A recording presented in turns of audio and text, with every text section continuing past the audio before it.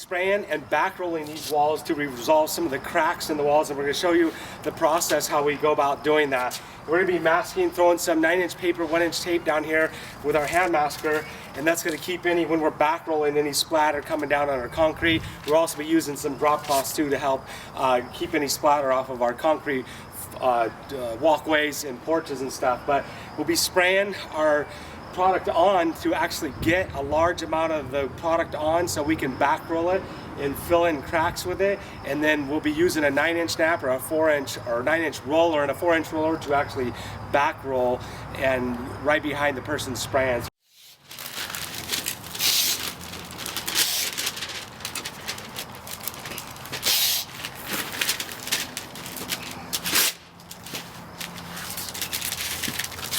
Want to have some nice crisp lines on the bottom too, so that's why we're masking it. John here, he's on the sprayer. He's got the sprayer hooked up and he's using a 515 tip, and I'm going to be back rolling it with a roller. We'll be using a 9-inch roller and a 4-inch roller, and I'm just going to be right behind him, and that way rolling it's actually pushing it into the cracks and getting a better finished product on the stucco.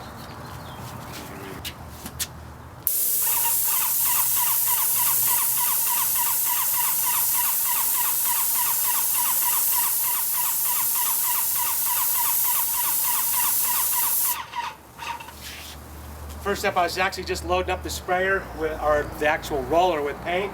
Now we're going to get going.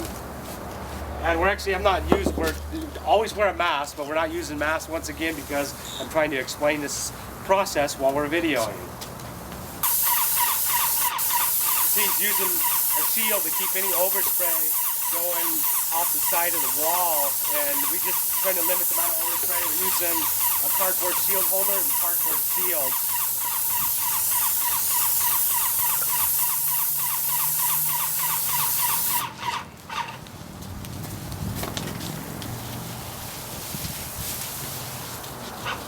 You want to be right behind them, actually back rolling quickly, because the paint will start to dry and absorb into the stucco, the concrete, really fast. So the back roller's got to be right behind them. The guy spraying's got to put on a lot of paint to actually have it saturated and enough to actually back roll.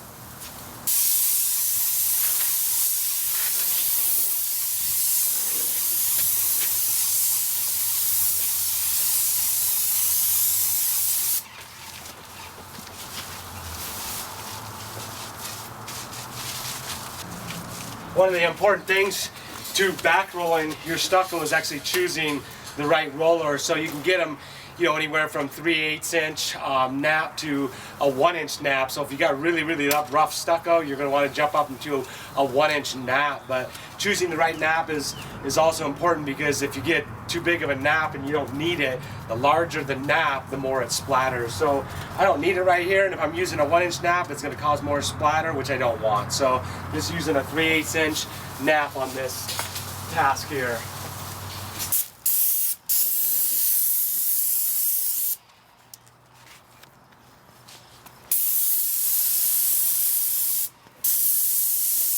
You actually see the cardboard shield holder he's actually using. We actually sell that on my Amazon store on my website, IdahoPainter.com. So if you want to get one of those cardboard shield holders and cardboard shields, they're pretty convenient, handy to use.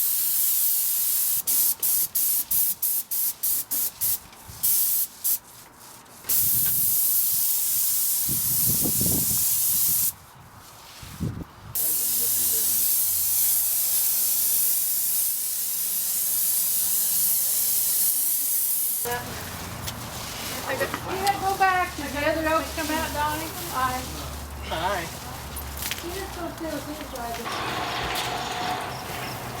So we got a bush that we're working around right here. We got it tied back with some plastic. I actually have a video on how to tie back bushes when you're spraying a house. You can go check it out on my channel. It teaches you how to use 9x400 plastic to tie a bush back.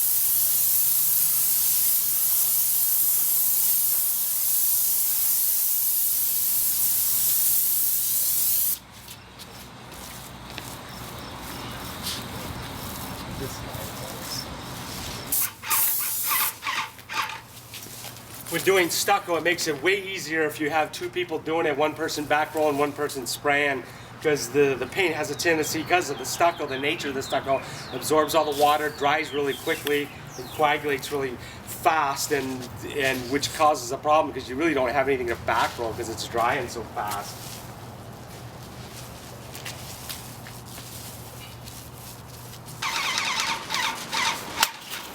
One of the key aspects of actually back rolling this stucco is when you're back rolling it, what you're wanting to do is actually put enough pressure with a large enough nap or roller, with a large enough nap to actually push the paint into, or the product into, all the pinholes and small hairline fractures in the stucco.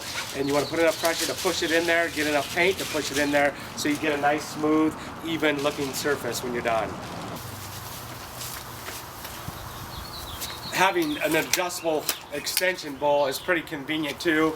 You can actually find one of these extra poles that I'm using right here on my Amazon store, on my website, theidahopainter.com, and you can actually purchase this extension pole, 2 to 4 foot extension pole, cheaper than you can at your local paint store.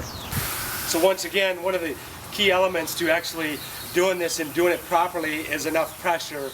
You don't put enough pressure, you're not going to force the paint into the pinholes and actually small fractures and cracks into the stucco, and you want to fill all that stuff in. And so you're actually putting a nice, good amount of pressure. If you don't have enough paint, you're going to end up dry napping it, and you're going to leave what we call dry napping marks all over it. It's going to look really blotchy. So a lot of paint and a lot of pressure, and your stucco is going to look good.